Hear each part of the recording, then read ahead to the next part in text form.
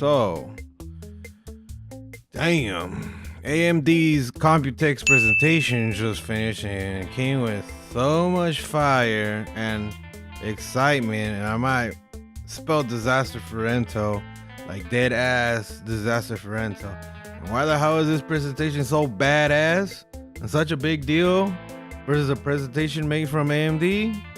Well, stay tuned.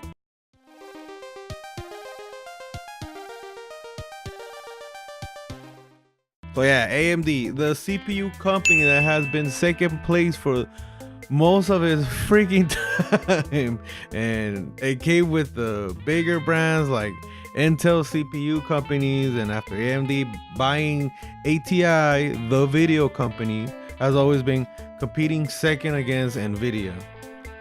When it came with GPU or video card performance, it's looking like AMD is finally getting ready to strike from both sides. And both sides? No. So what makes this CPU so amazing is their third generation CPU called a Gen 2. Yes, I know, it's called Gen 2, but it's a third gen. Can get confusing in times. Has been pretty much shrunk from 12 nanometers to 7 nanometers. So what the hell does that mean? Meaning that little chip will be shrunk down so small that it makes less heat and makes more room for more power. Well, we've had so many damn leaks about these chips, and I mean, I covered some parts about this chip before, and it's starting to be kind of true. Well, finally, it makes it official with talking about them not stopping on 8 cores, but giving us more cores and more on the consumer side. So that's a big freaking plus. So you won't have to spend those big ball of tax season dollars that everybody does. That's what AMD is notoriously known for a cheaper side, but I mean, the performance has never been as par except now. First chip was a damn 3700X, which was an 8-core 16 thread and running on 4.4 gigahertz and only running on 65 watts. I mean, which the input power is so low. I mean, voltage, you'll probably put this on a freaking laptop. I mean, yes, you heard me right, a CPU desktop CPU on a laptop. They've done this with the first gen and the second gen, and they were 12 nanometers. Now they can do it on this even smaller 7 nanometer one, so I'm excited for that. So pretty much compared to this one, what the big deal is the wattage. So compared to the last gen model being over 100 watts, I mean, it is freaking great. So what means is that you less heat, less power, you can fit more shit in there, which is what you want. So before we had the 2700X, which I can't believe before we had, I mean, it wasn't that long ago. This was their top end, 8-core CPU, which was running over 100 watts, like I said. And even though it claimed to hit around 4.4 gigahertz, most of the people were lucky getting that thing overclocked, and I mean overclocked, on 4.2 gigahertz, and assuming it's not getting so hot, because if it starts getting just a little toasty, starts hitting around those 80 Celsius, it happens. Throttling happens. And throttling is not fun. And if you're overclocking, it kind of defeats the purpose if your computer has to throttle. So yeah, cooling's a big deal when it comes to AMD. So out of the bat, the new processor was a win-win. And then Miss Mother Sue, jeez, like, nah, brah, we got you. We got a 3800X, some at 4.5 gigahertz.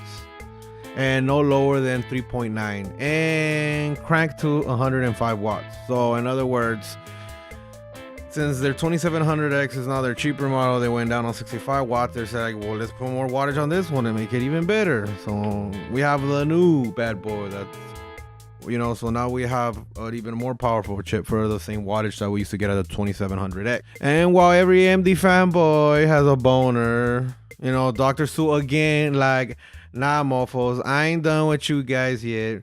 We got a mother 3800X. She was like, remember in the beginning we said we're bringing new cores? Well, we're bringing more cores. Well, since Intel is giving your broke asses a 12 core for like $1,200, which is supposed to be a deal. Mitsu was like, yo bro, we got you a 3900X, 12 mother freaking cores and 24 threads running at 4.6 gigahertz. God damn. And just to put the cherry on top, they didn't just show a rendering test with Intel's, bad boy, their baddest one in the block, that's 12 cores, and AMD's baddest boy, who is 12 cores.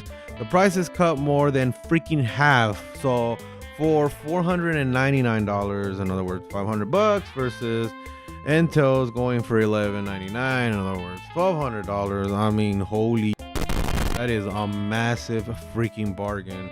And if you need cores, if you a core hog, this is the way to go. So this is huge. And they even introduced a new motherboards that will have PCI Express 4.0, which doubles the bandwidth. I mean, whoa, that's a big whoa. Why is it a big deal? I mean, which means now you have your M.2 or SSDs, M.2 SSDs. They can have pretty much more juice, more power, and they can run faster pretty much. And also introduced their Navi GPU, which will be running on PlayStation 5 power in the future. This means upcoming Navi video cards will be running PCI Express 4.0. Again at 4.0. So gamers rumors, Intel is in some big ass trouble because they're still stuck on the 14 nanometer and can't even get to 10 nanometer alone, let alone not even have a CPU to compete with this in stock. I mean, not having, I got confused, sorry about that. What I meant was they don't even have enough chips to go out. That's their biggest problem right now. So they can't just get to 7 nanometer. They're stuck on 10 and they're stuck on 14 trying to get 10, and they still don't have enough inventory for the demand. So that's a big damn sucks. And their 7 nanometers probably won't be ready till 2022, and that's assuming they make it by then. And Nvidia just got a little shrug, nothing too crazy, Nvidia, all they got was because they're the GPU company, they're the ones that are, we want to see what AMD got.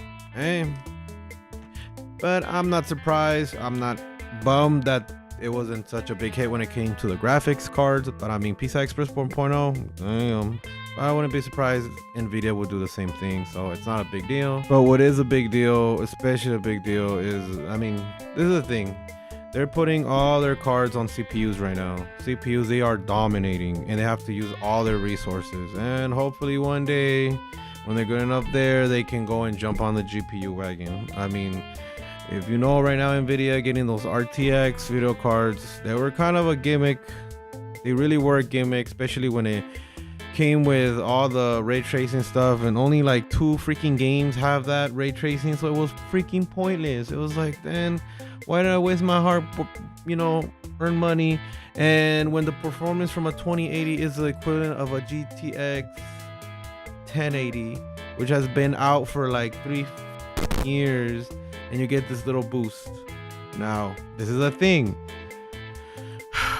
It's been kind of known already that video cards have kind of plateaued. They when we had the 9 series from Nvidia, we were like, hell yeah, this is a mad boost. This freaking laptop here is a 9 series, and I can tell you, from the 7 to 9 was a huge jump, then 10 was a nice jump, and we got spoiled. And then we ended up getting the next one, and it's like, well, next thing I guess we could do is ray tracing, because it's not that good. So now having PCI Express 4.0, that's really promising, because at a time that these new refresh cards are like practically really minimal, we need it. So yeah, my name's Jose Grande, aka Chimaman. Like and subscribe if you like my stupid rambling, and I will see you in the next time. Peace. Don't forget to like, subscribe, and hit the bell, eh? Yeah, that one.